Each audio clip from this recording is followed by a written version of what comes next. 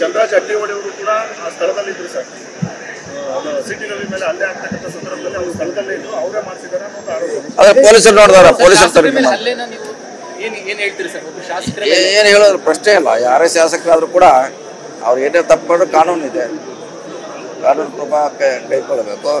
ಈ ರೀತಿ ಮಾಡೋದು ಪೊಲೀಸರನ್ನು ತನಿಖೆ ಮಾಡಿ ಅವರು ತಪ್ಪಿಸಿದ ಯಾರೇ ಇದ್ರು ಒಂದು ಕ್ರಮ ಕೈಗೊಳ್ಳಬೇಕು.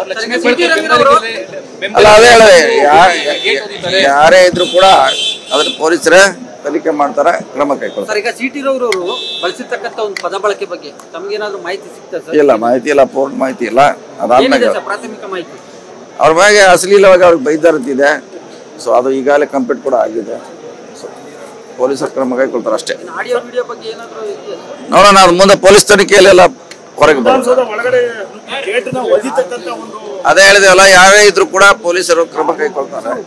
ಚಂದ್ರರಾಜ್ ಅಡ್ಡಿಹೊಳಿ ಅವರು ಕೂಡ ಆ ಸ್ಥಳದಲ್ಲಿ ಇದ್ರು ಸರ್. ಸಿಟಿ ರವಿ ಮೇಲೆ ಹಲ್ಲೆ ಆಗ್ತಕ್ಕಂಥ ಸಂದರ್ಭದಲ್ಲಿ ಅವರು ಸ್ಥಳದಲ್ಲೇ ಇದ್ರು, ಅವರೇ ಮಾಡಿಸಿದ್ದಾರೆ ಅನ್ನೋ ಆರೋಪ. ಅದೇ ಪೊಲೀಸರು ನೋಡಿದಾರೆ, ಪೊಲೀಸರು ತನಿಖೆ ಏನು ಹೇಳೋದ್ರ ಪ್ರಶ್ನೆ ಇಲ್ಲ. ಯಾರೇ ಶಾಸಕರಾದ್ರೂ ಕೂಡ ಅವ್ರು ಏನೇ ತಪ್ಪು ಮಾಡಿದ್ರು ಕಾನೂನು ಇದೆ, ಕಾನೂನು ಕ್ರಮ ಕೈಗೊಳ್ಳಬೇಕು.